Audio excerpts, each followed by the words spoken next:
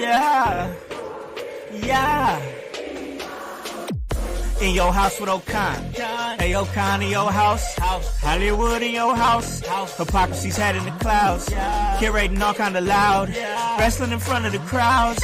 Paragon's holding it down. Anybody can get it. Josh Joseph standing on his decisions. He is the voice. There is no choice. We as them boys in your house making wrestling noise. Moving fast, it's like cruiserweight action. In your house is the perfect distraction. Poppers in your ears when you in traction. Get this work with some wrestling action. Swole. What's up, guys? What's cracking? Hollywood House. In your house. We are back. We're ready to make a movie. I hope you guys are ready to make a movie. I hope you guys are ready to get with the shits. Because we are ready to get with the shits because we are here to talk a little wrestling. That is right. We are back. You already know the vibes. Anytime In Your House and the In Your House crew comes through, the 5-star podcast that you love to love, that you know that you can come for a little information, opinions, and entertainment. And we give you that work all day, Jack. So, of course, you already know me, Oh Hollywood, back again. And it's been a good week here for you, boy. You know, I'm feeling good, a little vibey and whatnot, you know. Of course, you guys know we had a big episode drop earlier with our co-host, the world's most dangerous podcaster, Paragon, and his championship victory at Emerge 74, Emergence Day, the 9th anniversary. And guys, it's been great. I mean, I got a chance to get some photos from the world famous Mouse and Mouse's wrestling adventures, and he does a great job and has been around the way, man. That cat, he's a good cat, man. Good dude. And I got a chance to get some promo pics from him at Emerge 74, and they came out great. My God, that man is great at what he does. But now we are back here, and I have my co-host here, the voice, Josh Joseph, and we're ready to talk a little wrestling. How you doing, bro? Doing fantastic. Yet again here on another In Your House stage with the director himself, Hollywood House. I'm doing great. I can't wait to get this mini discussion. And fans, stick around after this. Got watch along. SmackDown happens tonight. Oh man, go and check out the Voices watch-alongs that he does for SmackDown, that he does for Collision. Does a great job of giving you guys some great content and great opinions, and that's exactly what we're about to do here, is give you guys some great content and give you guys some great opinions. It is Friday night. We're just doing this just off the cup, man. We're giving y'all a great live here. We are on Facebook Live, we're on Twitch, but also we're giving you guys a great podcast. That's right. This will also be available for download on Apple Podcasts and on Spotify and wherever you get your podcast at. And man, it felt like having an episode was the right thing to do. We really wanted to try to get one earlier this week, but timing just didn't happen, and we wanted to squeeze this one in as quickly as possible because, man, it's been popping off over on Twitter between the wrestling nerds, between the promoters, between the executives known as Tony Khan, owner of AEW, and Eric Bischoff, who, of course, a lot of work with WWE, but most prominently known for his time with WCW. And man, they was going back and forth on Twitter, bro. Yeah, they were having a bit of a tiff, some would say. Yeah. I you know, it's gonna happen. There's a lot of people talking, and Bischoff is somebody who is talking, and Tony Khan obviously does not have a filter. He has not been shown how to just pump the brakes and let people talk, because all it is noise. Yeah, noise can be canceled out. Mm-hmm. It's so easy. I mean, Bo's figured it out. You can cancel that stuff. Just yeah, out of your head, man. Keep doing what you're doing, because you got a lot of good things going great for you. Yeah. You have some things that you really drastically need to change as soon as possible. But at the overall thing, you have fans. You have a dedicated fan base who shows up for your product sometimes let people just talk. Yeah. And that's what you got to do, man. You have to be mature enough. I've said it on this show before. Honestly, I think Tony needs a PR team. You know, Yes. I think he needs somebody to police some of the things that he says. And I understand, like, there's a lot of fans that actually like his that like his randomness, that he'll go back at you on Twitter, that he's going back at fans. But I gotta tell you, man, this whole thing with Tony Khan and him being upset, and I know if you guys are following it, I know if you guys are listening to this, you guys have followed what has happened, because only the most hardcore fans really listen to In Your House. We do appreciate y'all, by the way. We do. But so I know you're following it. But so I know this all started with a tweet from the USA Network, and Tony just kind of jumped on that. And of course, we know the situation on AEW now, where it seems like we may be getting closer to a fatal 4-way for Samoa Joe and his championship. But this whole Twitter situation all fueled from Tony taking kind of exception to Jinder Mahal being on TV, Jinder Mahal being in an opportunity to be on TV with The Rock, which we've said it on this show before, that he held his own. He did great. He was a pro in that segment. But also, he now has an opportunity to go up against Seth Rollins for the World Heavyweight Championship. That's coming up this Monday on Monday Night Raw. And Tony took exception to that as far as putting somebody on that big of a platform who hasn't done anything in over a year. And then there's people that were criticizing Hook trying to get an opportunity for the AEW championship. And he hearkened to Hook's record in AEW. What are your thoughts, man? What are you thinking as far as that specific thing goes? The Jinder Mahal argument, getting a title shot, Hook maybe not being good enough in some of the fans' eyes to get a title shot. And it becoming a huge back and forth with Tony and on Twitter. Honestly, I'm going to start with the Hook angle on this one. Leave Hook alone. Let him be who he is. I understand, but come on, fans. Let's just break down the wall. Do win-losses really matter in wrestling if it's just like throwing in for a title match? I understand if you're building a story and you have a 5 best out of 5 going on. Yeah, of course you want to keep track of them because you're doing best out of 5. But we're not going back and looking at people's records and saying, oh, he doesn't have this many wins, so why is he even in talks of that? Okay. And Jinder Mahal. Why is Tony even worried about Jinder Mahal?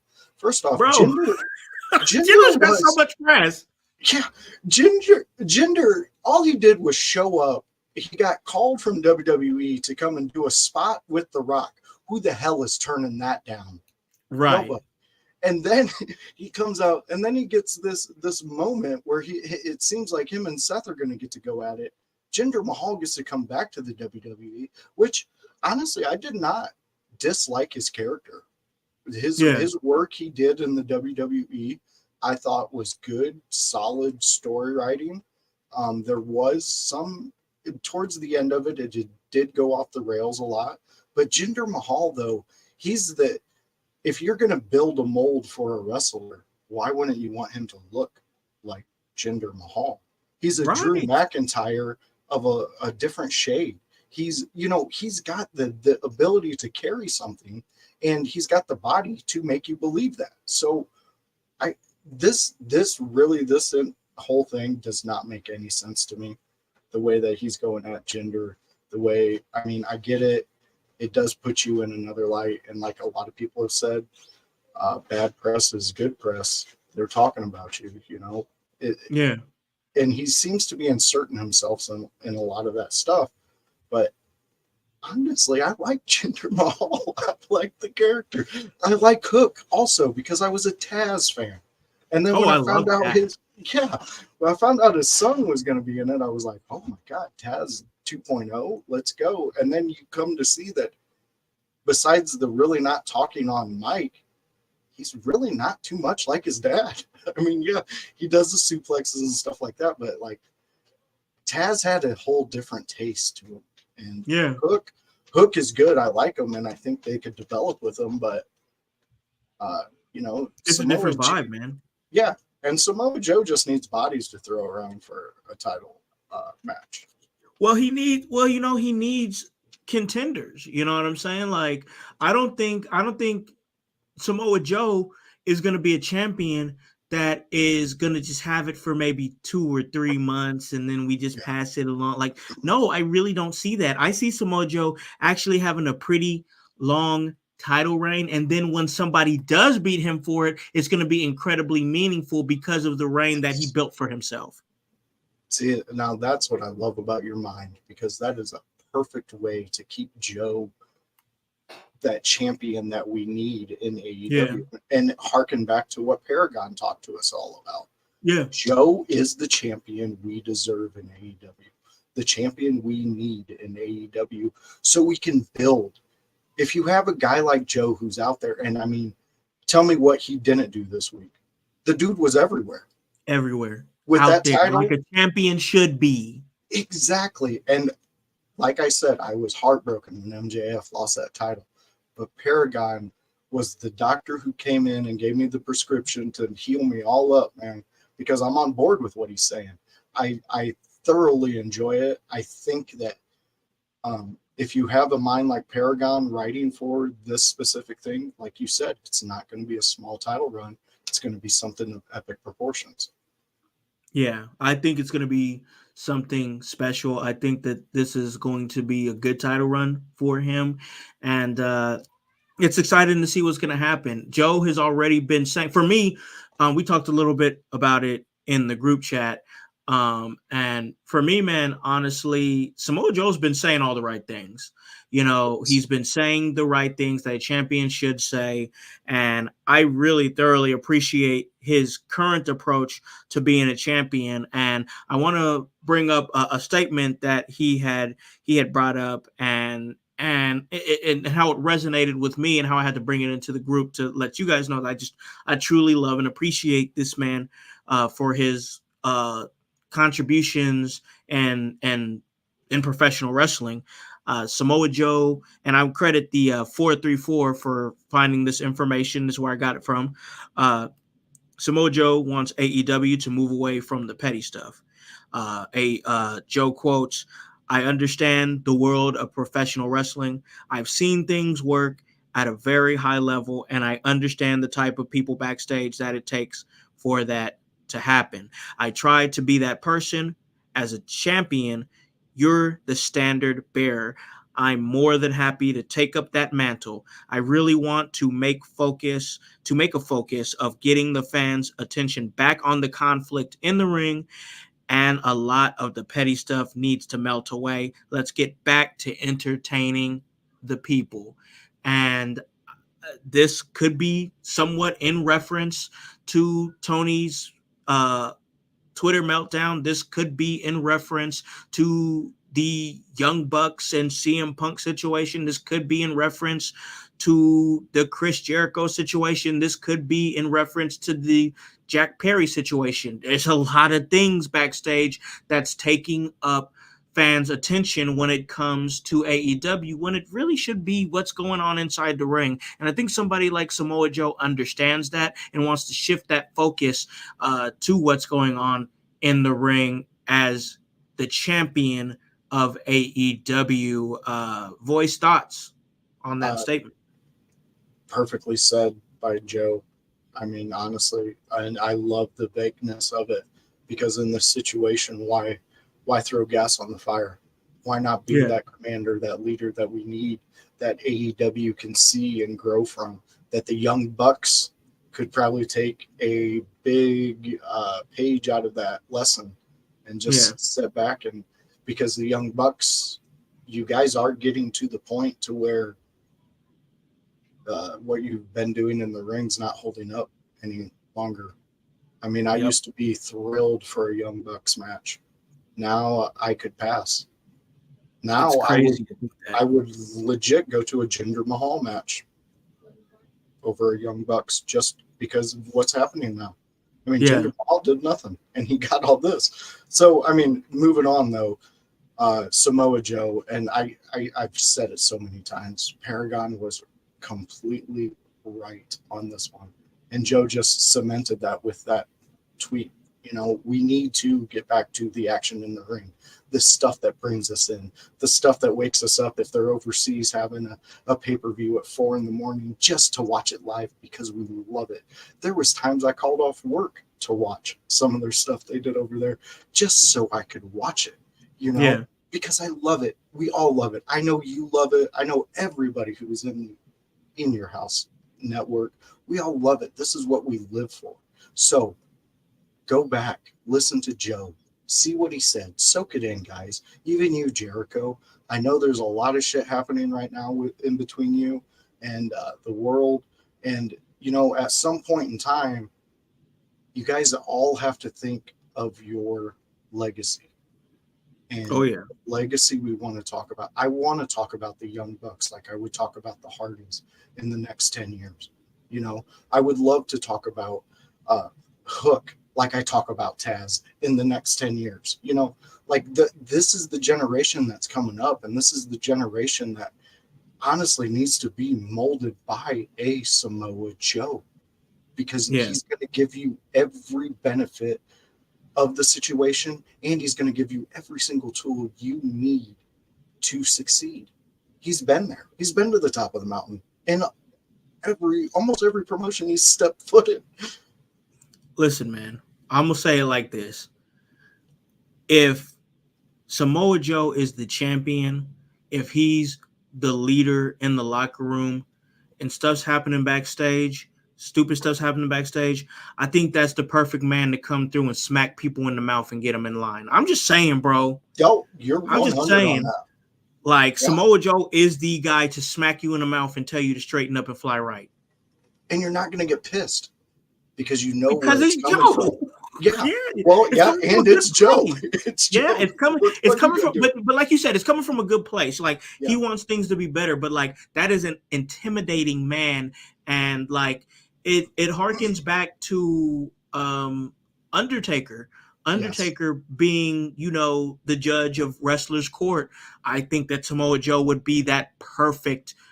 He'd slide right into that role, bro. He'd slide right into that role perfectly, in my opinion. Oh no, that's 100 on that one, because he has the body type that you don't want to mess with, and he's also has the career. He's got all the boxes checked. He's somebody who's been there, been to the dance. He probably even invented the dance, and so jump on board, get in line, because you're only going to succeed with him. Yeah, he's got the accolades. He's got the no nonsense stoic demeanor, and he is a guy that will smack you in the mouth. Yep. And listen, Undertaker had the accolades, had the stoic demeanor, and would smack you in the mouth. Yep. Listen, bro, I'm just saying what I know. It's crazy to think, man, that we can see this happen. Like, I really do want to see Samoa Joe turn things around, turn that ship around. We got to stop the crazy tweeting. That stuff's got to end.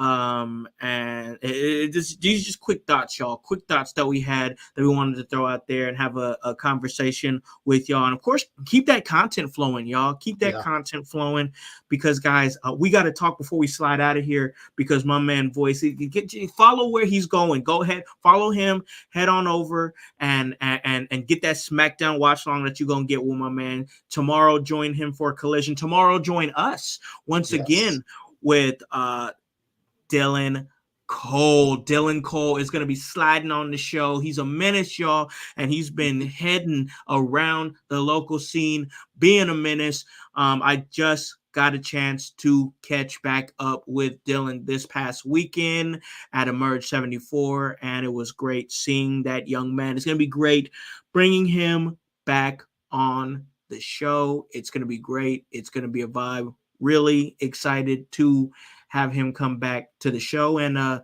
me and Voice, we're going to talk to him, man. It's going to be a great conversation. Yeah, I can't wait. This will be the first time I get to speak to him, Everybody who has spoke to him that I know speaks highly of him. I'm really looking forward to diving a little deeper into Dylan Cole.